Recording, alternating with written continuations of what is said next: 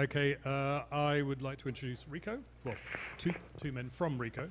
They are going to explain a number of things. They have not told me in detail what that will be, so I'll leave it to them. Thank you. Everybody listen me easily, yeah? Okay. It's nice to be the last one, so I feel like a red Smarties. Because, you know why? Because we always keep the red Smarties to the end. Well, anyway, people from Canada will understand, maybe the outside, maybe not. Okay, you know Ricoh Theta, and I was really happy and to see that many of you have already owned a Theta M15 or the Theta S. And during the show so far, I was very excited to meet you, and many of you have taken the opportunity to buy a Theta S and share your image on different platforms. So Ricoh Japan acquired the Pentax company in 2009. And Pentax is a manufacturer of DSLR cameras since 1929. And the idea of Ricoh was to get access to a different network, and mainly the network that Pentax has around the world.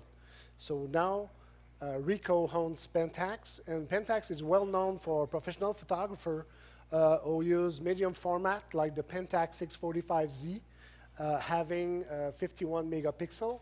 And we have a range of DSLR like the K1, the K3 Mark II, KS2, and K50, plus all the DSC that we have, calling the WG series.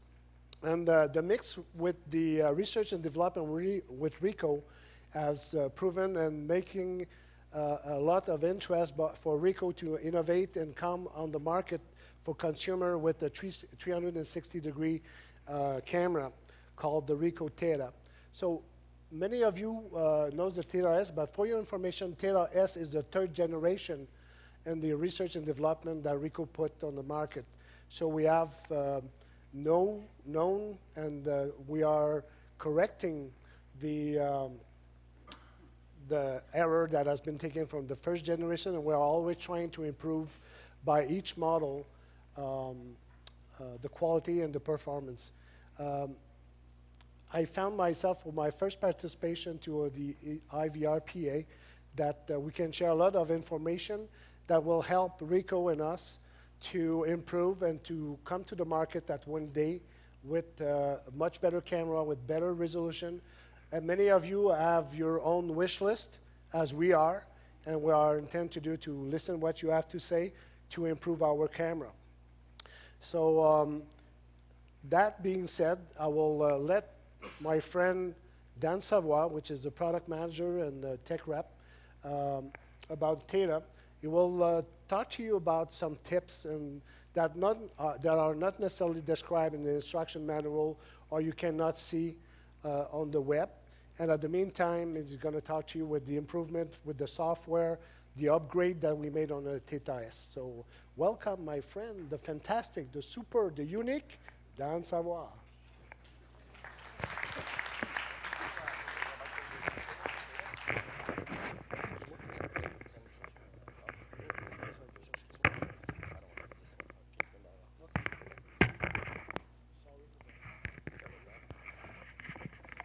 All right, hey guys, thank you.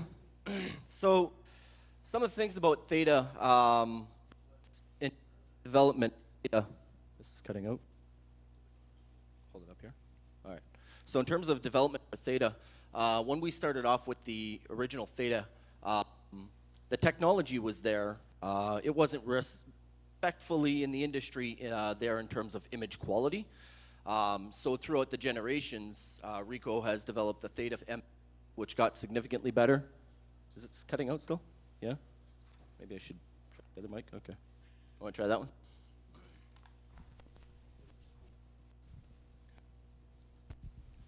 Oh, that's a bit better. So the technology better. Is it me? All right.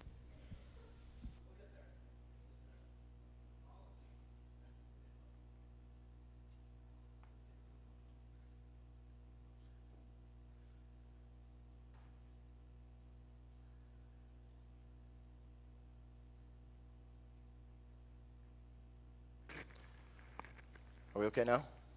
All right. So throughout the development of the models, image quality got significantly better every time. But what was really important with the development of Theta was making sure that we didn't forget previous generations. So if someone bought the M15 and then they upgraded to the S, the M15 still got as many upgrades via firmware as possible. If we could not do it, it was due to a hardware issue. So the development team was always making sure that someone who had an M15 didn't feel as though they had to rush out and buy the S because of the new features. So they always try to implement them as much as they can and further develop the app. So with the M15, when it came out, it had 3 minutes of video. They increased it to 5 minutes because they were able to work around the buffer and different algorithms and stuff like that. So there's a lot of Suave tech people out there who are really knowledgeable. So the Theta SDK has really played a big role in terms of the Theta environment. The SDK really allows us to have customers and high-end creators to be able to create the content that we can't continue to do on a regular basis because our team is not the hugest. So we have that SDK, and that's really made a big difference in terms of the popularity of Theta. So throughout some of the things, I mean, just to scroll through to this slide here.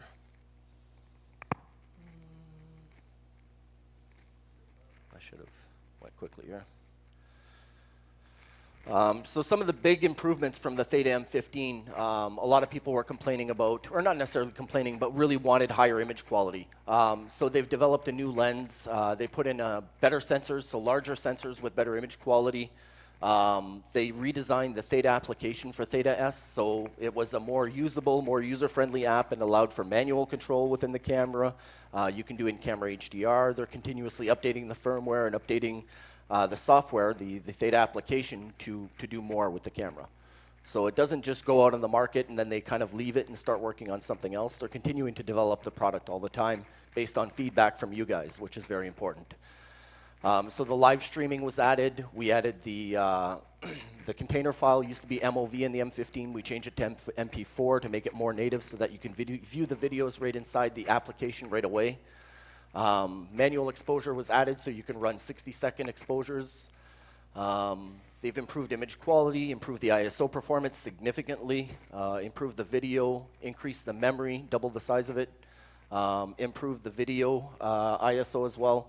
The battery life got an upgrade, video recording time 25 minutes from 5 minutes in the previous version, and then the resolution from 6 megapixels to 14 megapixels. So they're always continuously looking to further the product. A lot of it comes from feedback from people, so when we get emails and things like that, essentially everything goes into, I create a database, I take all the best suggestions and kind of prioritize them in order, and then I submit them to our Ricoh Theta development team so that they can see which features they can incorporate and at what time and in timeline, whether it can be incorporated via firmware or whether it requires hardware upgrade for a future model, some features and things like that. So that's pretty much what the major improvements were from the M15 to the Theta S. Some of the biggest key features, I guess, that tips. I do a lot of the support for the product in North America. So one of the things is I constantly see people with Mac, and you're running a Mac, you plug this into a Mac, the first thing it wants to do is either open iPhoto or open Photos to do your transfer. So the easier solution to do that on a Mac is if you actually hold the Wi-Fi button down and the shutter button. So you hold Wi-Fi and shutter button simultaneously, and then you plug this into your USB port.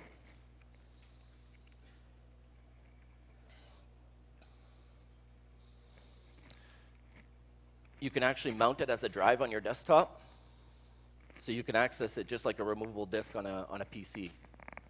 Right, so that's just a quick tip. Yes? Correct. Exactly. That makes, I mean, and a lot of people do that, but by default, for Mac, it will automatically launch the Photos application, which is kind of a nuisance. But if you know your way around a Mac, yeah, you can do it that way. This is the quick way of being able to drag and drop and kind of sort everything into specific folders. The other thing is when you're doing photos and videos, the camera orientation is automatically corrected, so that's another, just a quick tip.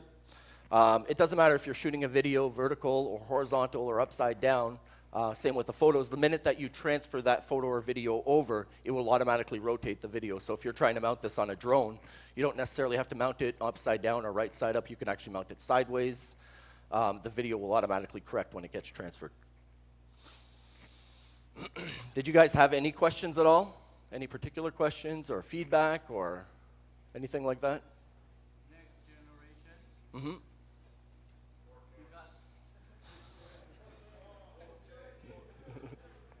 Yeah.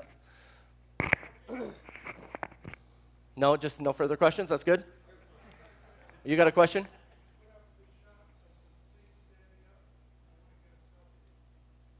Can I put a shot of...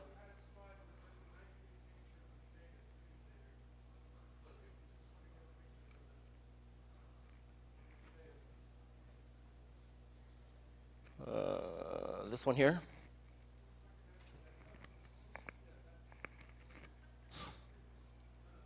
All right.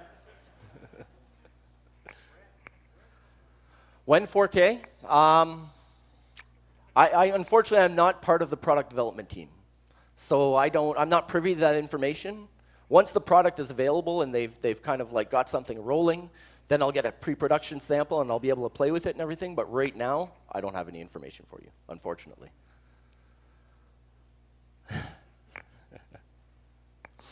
Yeah.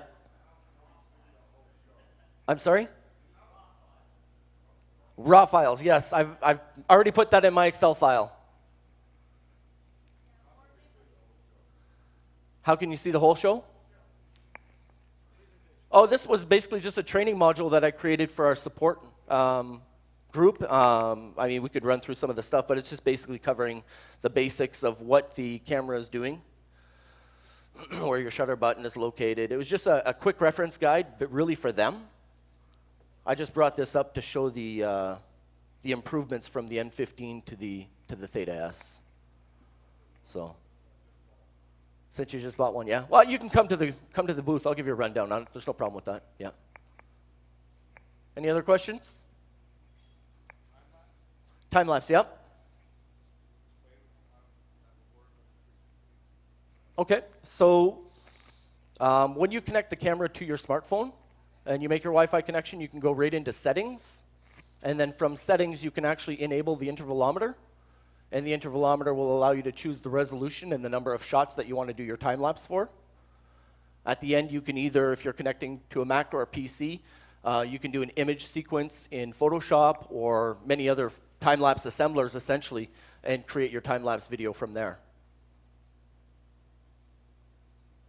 And if you're doing it on your mobile device, you can actually use our Theta Plus application and select those images and create the time lapse from our Theta Plus application.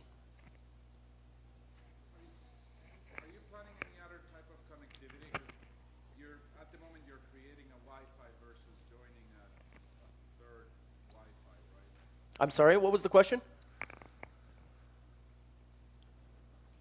So, Host? Okay, so the reason why the Wi-Fi is created the way that it is because it still allows you to use the internet on your mobile device.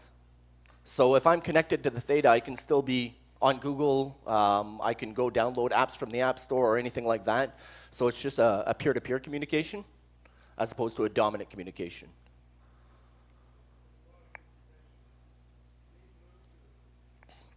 It's been suggested, yes, noted. Yep. Yes, I agree. Yep. Yep. How do you enable and disable the sound?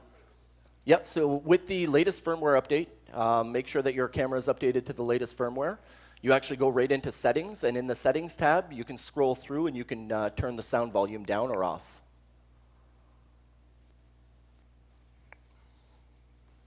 Back there first. Well, yeah, there's a bunch of different ways that you can, different applications that you can use for live streaming. Live streaming, as long as you have the height clearance from your, so that's the new adapter that we created was the live streaming pole, the Theta extension pole, which allows you to mount the two cables side by side. within the camera, so you can have the camera continuously charging via USB, and then you're doing your live stream through the HDMI cable. And then at that point there, you can use Google, you can use YouTube, you can use Google Hangouts, YouTube, or you can use Hug VR, which is what I use all the time.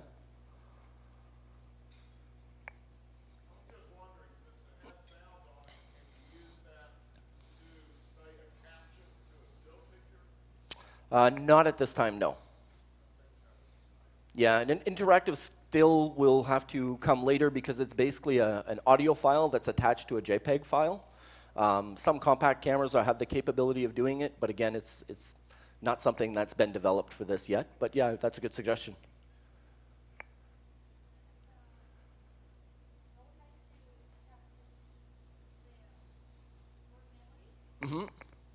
I agree 100% with you. I would like to have more memory too. I would like to have a removable SD card, which has been micro SD removable at the bottom or on the side, where because people are taking them apart and doing it, but that has been suggested.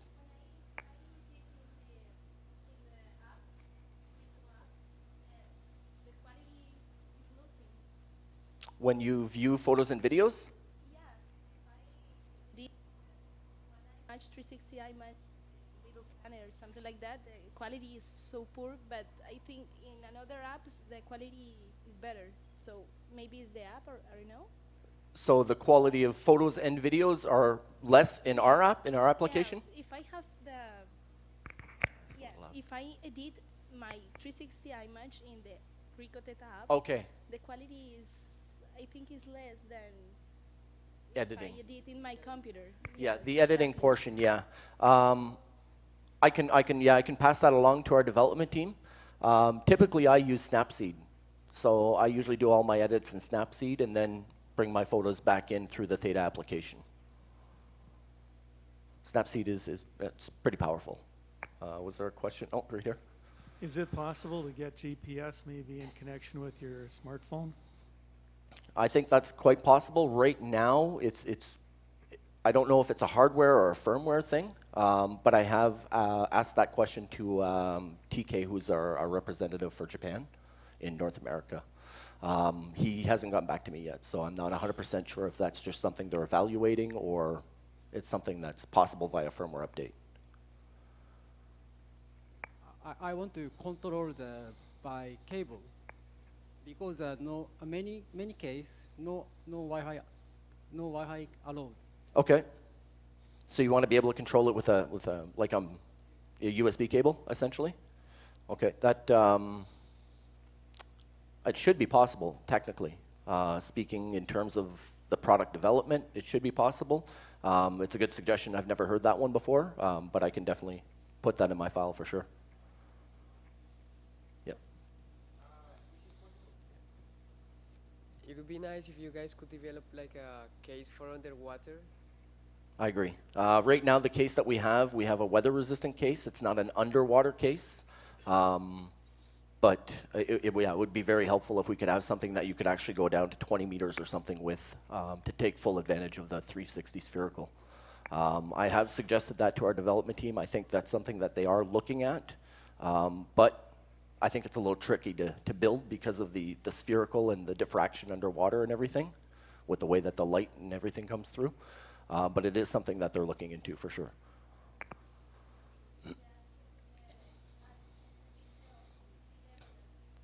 Yes, that has also been suggested.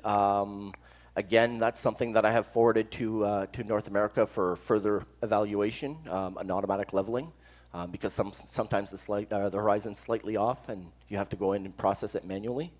The availability for it that you can process the files manually means that code can be taken and put into our firmware so that it automatically levels. So that should be something that can be done by firmware update, I hope. Yeah.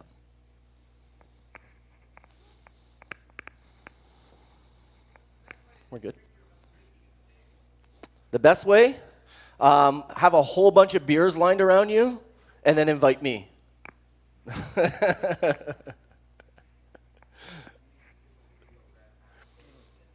That's right. Exactly. And I think on that Oh, note, there's one more. One more? Yep. I've heard that. Yes, beer. Yeah. I think that Oh. does kind of There's another question here. underline it. We fit one more in, and then beer, I think.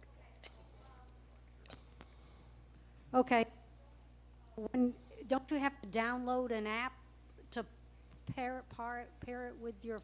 Yeah, the Theta S application. So you download the app, Mm-hmm. okay, and then from my phone, if I have it where I hit the Wi-Fi and it's working, and I just want to do photos, then I can put it on a tripod somewhere, and then maybe how much of a distance from it my phone be to this, where Yeah. I could turn it on remotely, right? From Depending my on the phone? environment that you're in, your Wi-Fi signal will vary from the Yeah. device to your mobile device. Should be- Usually it's about 35 feet minimum Yeah, it's- working distance, and then you can sometimes get into about a 60-foot range depending on the environment.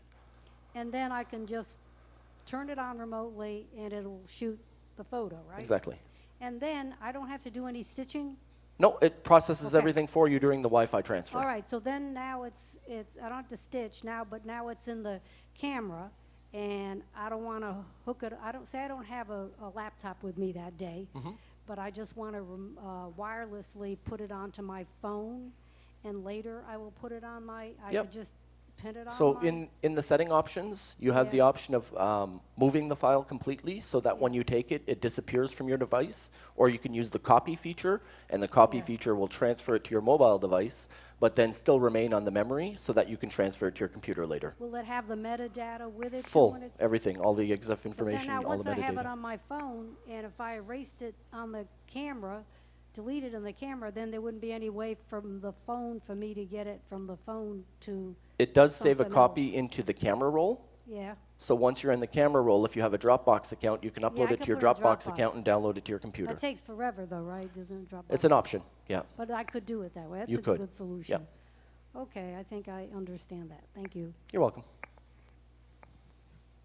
All right, so thank you very much, everyone. Appreciate Thank it.